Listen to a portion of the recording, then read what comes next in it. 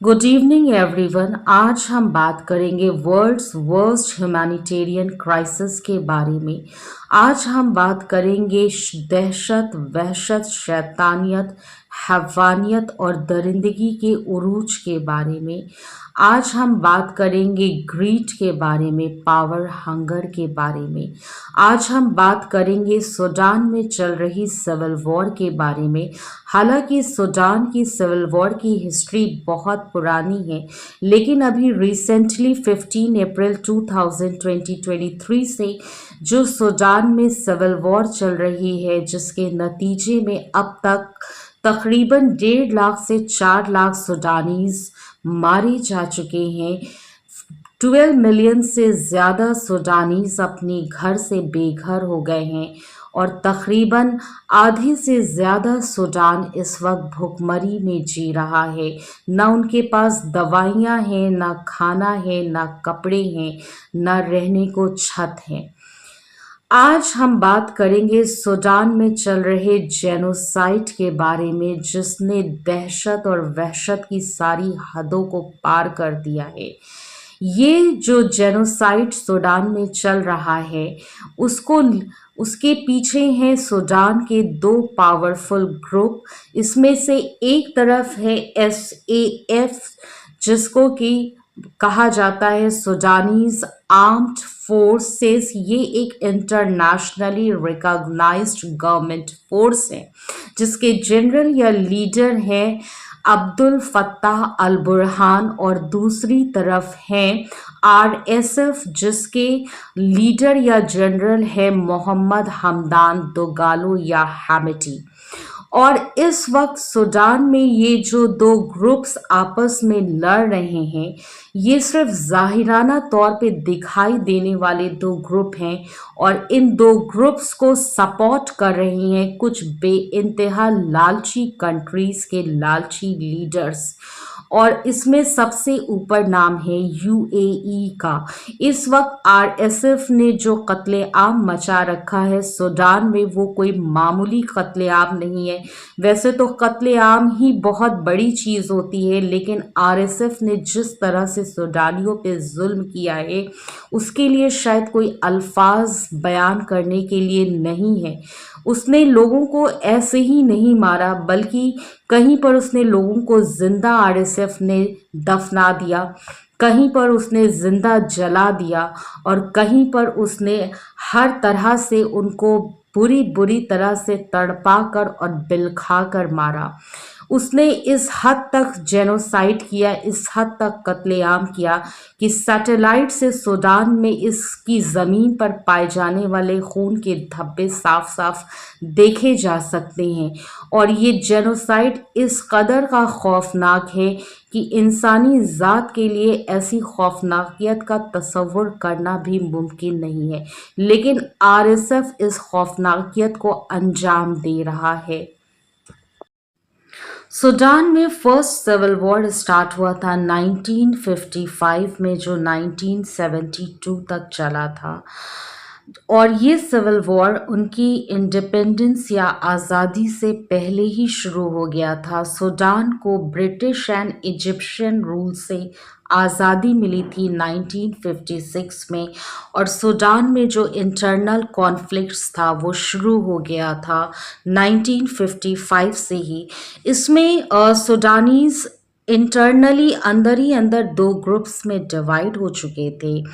North Sudan में majority Muslims की थी, और वहीं पर साउथ सूडान में मेनली अफ्रीकन्स, क्रिश्चियंस और अदर्स रिलीजन के लोग रहते थे।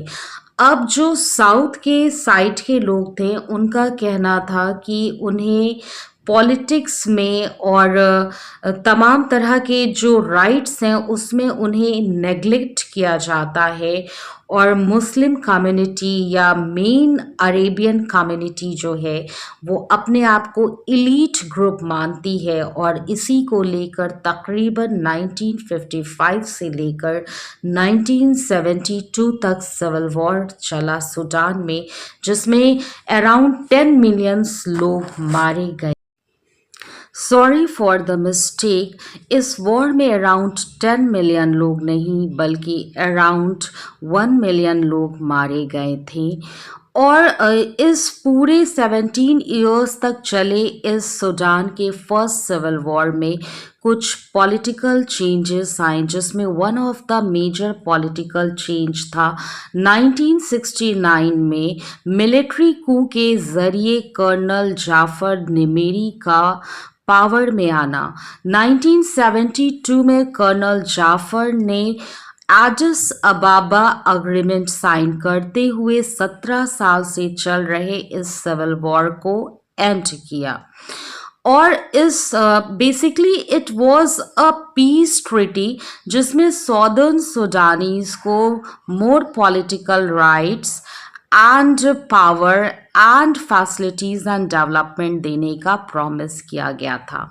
बट 1983 में कर्नल जाफर निमेरी ने पूरी कंट्री में शरिया लॉ इम्पोज कर दिया, जिसकी वजह से अगेन साउथ सूडान के लोग, जहां पर मेजॉरिटी क्रिश्चियंस की थी, वो नाराज हो गए और उनके बीच टेंशन का माहौल हो गया। उस वक्त उसी ईयर यानी 1983 में फॉर्म्ड हुई सूडान पीपल्स लिबरेशन आर्मी यानी SPLA ने रिवोल्ट कर दिया और फिर से सूडान में सिविल वॉर स्टार्ट हो गया। और इस सिविल वॉर में पहले की तरह फिर से जेनोसाइड शुरू हो गया और अराउंड 2 मिलियन पीपल इस पूरे 22 साल तक चले सिविल वॉर में मारे गए और मिलियंस में लोग डिस्प्लेस हुए। और ये भी फर्स्ट सिविल वॉर से कहीं ज़्यादा खौफनाक सिविल वॉर था। अब ये जो 22 ईयर्स से सिविल वॉर चल रहा था, यहाँ पर बिगनिंग से ही सेकेंड सिविल वॉर में स्टार्टिंग से ही फॉरेन इंटरवेंशन स्टार्ट हो गए थे। US, इजराइल और कुछ other west countries South Sudan को सपोर्ट कर रही थी। माना जाता है कि साउथ सूडान में चूंकि क्रिश्चियंस मेजरली क्रिश्चियंस ने, इसलिए ये कंट्री साउथ सूडान को सपोर्ट कर रही थी। बट ये सच नहीं है, या कह लें ये पूरा सच नहीं है, क्योंकि सूडान में ये जो सिविल वॉर्स चलती रही या आज जो सूडान की बदतरीन कंडीशन है, उसके पीछे ये जो मुस्लिम और क्रिश्चियन कॉन्फ्लिक्ट कही जाती है, वो तो आपको जाहिराना तौर पर दिख रही है। एक्चुअल में सूडान एक नेचुरल रिसोर्सेस रिच कंट्री है। यहाँ पर बेइंतहा मात्रा में या क्वांटिटी में gold and oil and rare earth elements पाए जाते हैं, जिसकी वजह से हमेशा ही बाहर की कंट्रीज की बुरी नज़र सूडान पर रही और उनका इंटरवेंशन अलग अलग पॉलिटिकल पार्टीज और मिलिट्री ग्रुप्स के साथ बना रहा, जिसकी वजह से यहाँ के सिविल वॉर कभी ख़त्म ही नहीं हो सके और वक्त के साथ बढ़ते ही चले गए। अब ये जो 22 ईयर्स से सिविल वॉर चल रहा था, फाइनली 2005 में पीस अग्रीमेंट साइन होता है और साउथ सूडान खुद को इंडिपेंडेंट कंट्री डिक्लेयर करता है और जुलाई 2011 में ऑफिशियली साउथ सूडान एक अलग या सेपरेट इंडिपेंडेंट कंट्री बन जाता है।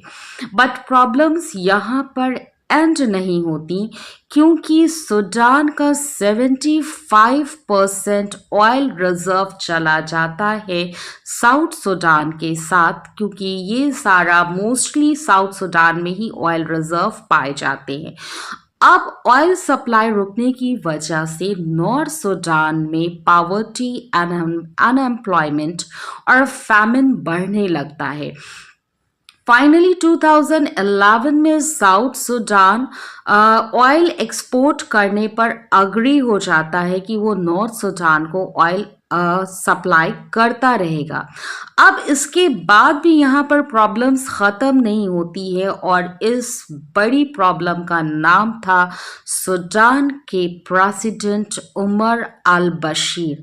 1993 में मिलिट्री कू के तहत उमर अल बशीर प्रेसिडेंट बने थे और इन्होंने पावर में आते ही सबसे पहला काम किया था SAF सूडान आर्म फोर्सेस पर अपना डोमिनेंस कायम करना और साथ ही साथ उमर अल बशीर को पता था कि सूडान में जितने भी पावर चेंजेस आए हैं या फिर वो मिलिट्री कू के ही तहत आए हैं, इसलिए उमर अल बशीर ने अपनी एक अलग पैरामिलिट्री फोर्स बनाई जिसका नाम था रैपिड सपोर्ट फोर्स यानी RSF। अब इस RSF का काम था उमर अल बशीर के खिलाफ होने वाले किसी भी रिवॉल्ट को, किसी भी प्रोटेस्ट को रोकना और सूडान में बेइंतहा क्वांटिटी में पाए जाने वाले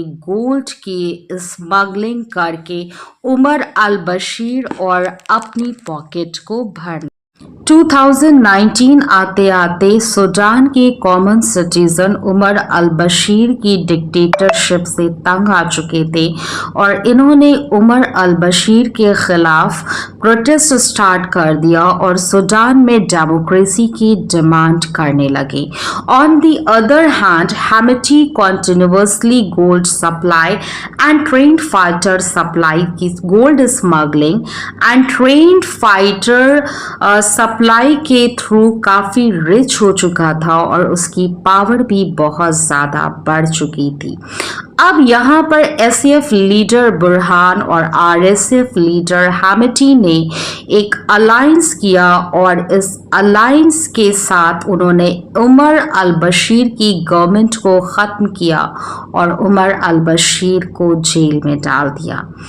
अब हेमिटी ने खुद को सूडान का वाइस प्रेसिडेंट और बुरहान ने खुद को सूडान का प्रेसिडेंट डिक्लेयर किया और ये दोनों साथ में मिलकर सूडान पर हुकूमत करने लगे। बट इन्हें अपनी डेवलपमेंट के लिए या कहिए सूडान के डेवलपमेंट के लिए what ever be they required, I don't know, उन्हें चाहिए था फॉरेन अलायंस जिसके लिए उन्हें सूडान को एक डेमोक्रेटिक कंट्री शो करना था। तो इन्होंने TCS ट्रांजिशनल सॉवरेनिटी काउंसिल बनाई जिसमें कुछ अग्रीमेंट किए गए और इसका मेजर अग्रीमेंट था कि 3 years 3 months तक मिलिट्री गवर्नमेंट रहेगी सूडान में and after that civilian leaders की गवर्नमेंट सूडान में आएगी। बट इन्होंने कुछ समय के बाद इस काउंसिल को ख़त्म करते हुए सिविलियन लीडर्स को बाहर का रास्ता दिखा दिया। अब यहाँ पर बुरहान ने अपनी मनमानियाँ या डोमिनेंस स्टार्ट कर दिया और उसने सबसे ज़्यादा प्रेफरेंस वो देने लगा उन्हीं ऑफिशियल्स को जो कभी उमर अल बशीर के लॉयलिस्ट थे और उसने हाई रैंक पर अरब मुस्लिम्स को रिक्रूट करना स्टार्ट किया और ये सारी चीज़ें और मनमानियाँ हेमिटी को बिल्कुल भी पसंद नहीं आ रही थी और दोनों का आपस में डिस्प्यूट और कॉन्फ्लिक्ट बढ़ता ही जा रहा था। एक वक्त ऐसा आया जब बुरहान ने पब्लिकली ये अनाउंसमेंट किया कि वो सिविलियन लीडर्स के साथ अलायंस करने को रेडी है, बट उसकी डिमांड है कि वो RSF पर फोर्स डाले और उसको SAF के साथ मर्ज करने में उसकी मदद करे। अब यहाँ पर हेमिटी को बिल्कुल ही वो अगेंस्ट हो गया बुरहान के और SAF के और उसने अपनी खुद की पॉलिटिकल पावर्स को और भी ज़्यादा इंक्रीज करने का डिसीजन। हेमिटी ने अपने पावर इंक्रीमेंट और डोमिनेंस को कायम करने के लिए 15 अप्रैल 2023 में अल बुरहान के रेजिडेंस पर 2000 मिलिट्री फोर्सेस के थ्रू अटैक कराया। इस अटैक के बाद एसएएफ एंड आरएसएफ एक दूसरे के सामने खुलकर आ गए और उनके बीच में एक extreme level power tussle start हो गया, जिसने बेइंतहा खौफनाक वॉर की शक्ल ले ली है। और इस खौफनाक वॉर में तिल तिल कर जी रहे हैं और मर रहे हैं आम सुडानीज। अब तक 4 लाख से ज्यादा लोग मारे जा चुके हैं और जो सुडानीज जिंदा हैं उन्हें भी इन दोनों मिलिट्री ऑर्गेनाइजेशन ने तिल तिल कर रिस रिस कर जीने पर मजबूर कर दिया है। इनकी जीती जागती जिंदगियों को इन दोनों ऑर्गेनाइजेशन ने अपनी ग्रीड के लिए कब्रिस्तान बना दिया है। और ये दोनों मिलिट्री ऑर्गेनाइजेशन अकेले आम सुडानीज की बदतरीन हालत की जिम्मेदार नहीं है। इन दोनों मिलिट्री ऑर्गेनाइजेशन को खुला सपोर्ट कर रही हैं कुछ ग्रीडी कंट्रीज के ग्रीडी लीडर्स, और इसमें सबसे ऊपर नाम आता है यूएई का। यूएई में जो आप सस्ता और अच्छी क्वालिटी का गोल्ड देखते हैं, वो गोल्ड ये उसके अपनी कंट्री का नहीं है, बल्कि वो बिलियंस डॉलर के गोल्ड अब तक सूडान से स्मगल कर चुका है। और इसी गोल्ड ग्रीड में वो खुला सपोर्ट कर रहा है आरएसएफ को। वो आरएसएफ को फंडिंग करता है और आर्म्स सप्लाई करता है। वहीं दूसरी तरफ एसएफ को सपोर्ट कर रहा है इजिप्ट, क्योंकि नाइल रिवर सूडान चारों ओर से नाइल रिवर से घिरा हुआ है और इजिप्ट की 85% नाइल रिवर वाटर पर डिपेंडेंसी है, नाइल रिवर में पाए जाने वाले वाटर पर। लिहाजा इजिप्ट सपोर्ट कर रहा है एसएएफ को। वहीं पर सऊदी अरब और यूएस के क्या कहने, वो तो इन दोनों से भी ज़्यादा ग्रेट हैं। इन दोनों कंट्रीज के लीडर का मानना है कि जीत किसी की भी हो, उन्हें तो मतलब है यहाँ पर पाए जाने वाले बेशुमार नेचुरल रिसोर्सेज से। सूडान में मेजरली पाया जाता है gold, zinc, silver, iron, uranium, rare earth elements, और इस पर नजर है कुछ डोमिनेंट कंट्रीज के डोमिनेंट लीडर्स की। लिहाजा एसएएफ आरएसएफ दोनों को सपोर्ट कर रहा है सऊदी अरब और यूएस। वहीं पर रशिया सपोर्ट कर रहा है गोल्ड के लिए आरएसएफ को, क्योंकि उसे गोल्ड चाहिए यूक्रेन वॉर को फंड करने के लिए। वहीं पर चाइना को ऑयल चाहिए, तो वो भी इन दोनों पार्टीज को सपोर्ट कर रहा है। अब यहाँ पर ये जो पूरा सिनेरियो है वो हमें एक ही चीज बताता है कि इंसान की जिंदगी की कीमत इन पॉलिटिकल लीडर्स के लिए कुछ भी नहीं होती, और वो इससे हमेशा खेलते रहते हैं सिर्फ अपनी पावर हंगर के लिए, ग्रीड के लिए और मनी के लिए। Pray for the Sudanese people, pray for the Sudan's worst situation, pray कि ये सूडान की जो सारी प्रॉब्लम्स हैं वो दूर हो जाए हमेशा के लिए, और वहाँ के आम इंसानों को सलामती, हिफाजत और खैरियत नसीब हो। और इसके साथ ही अभी आपने हाल में ही सुना होगा कि यूएस प्रेसिडेंट ने फाइनली यहाँ पर सीज फायर कराने के लिए बोला है। यूएस प्रेसिडेंट डोनाल्ड ट्रंप ने मेरे ख्याल से गाजा में भी सीज फायर कराया था, और वो सीज फायर कितना फैंटास्टिक था वो तो आप देख ही सकते हैं। 21 नवंबर को इजराइल ने गाजा पर फिर से एयर स्ट्राइक की, और ये सीज फायर के बाद की सिचुएशन है।